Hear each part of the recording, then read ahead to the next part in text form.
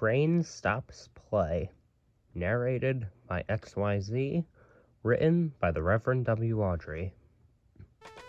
"You are very lucky, engines," said Stepney. "Your branch line's got everything. It's long enough to give you a good long run, and you have plenty of passengers.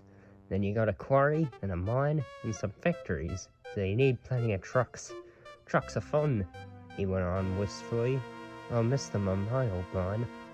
Percy was surprised. "You can take mine, and welcome this morning," he said.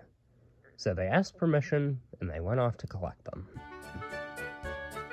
Toby and Thomas gaped in wonderment.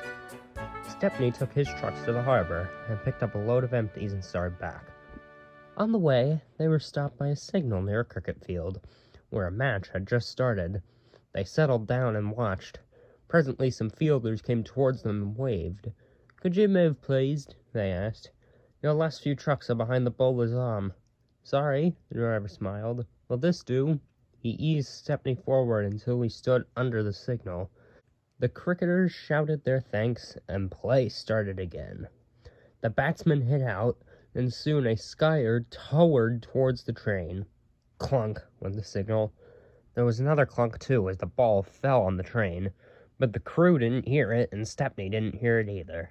They were too busy. "Stop!" yelled the fieldsman, but Stepney's noisy starting drowned out their shouts. Come along," he puffed to the trucks, and left the frantic fieldsmen behind. "Our one and only ball," they said sadly. 4 of them piled into an ancient vehicle. "Wake up, Caroline," they said. Caroline coughed crossly and reluctantly started, and they rolled out onto the road. Stepney wasn't hurrying. He had just crossed the river when Caroline came up behind. "Toot, toot," he wailed. Road and rail ran side by side. The cricketers waved and shouted, but they were too far away for the firemen to recognize them or hear clearly. "If those jokers want a race, they can have one." He advanced the regulator, and Stepney drew ahead. Poor Caroline wasn't happy. She rattled along at twice her usual speed. "I shouldn't be treated like this," she grumbled. "This place is too hot for my system. It'll fuse all my circuits." "Hurrah!" she exclaimed. "That silly train has run into a hole, so we can't catch it. Now I'll have to be sensible and go home." However, the people were not sensible, and they didn't go home. Caroline nearly boiled with fury when she climbed up the steep hill and ran down to the station on the other side. Caroline arrived just as Stepney and his crew had shunted the trucks into the sidings. His crew were going off duty.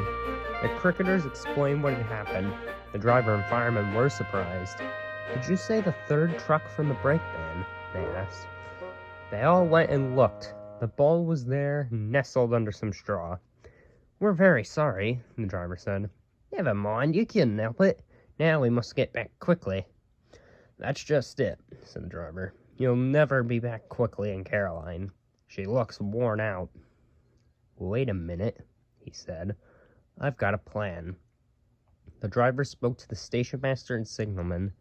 Then they rolled Caroline onto a flatbed and coupled a brake van behind. The cricketers got in, and Stepney pulled the train. They reached the field in no time. Stepney watched from a siding while the driver, fireman, and guards sat in the pavilion. There were no more lost balls, and the game was played to an exciting finish. Even Caroline was pleased. She doesn't think trains are silly now. "They have their uses," she says.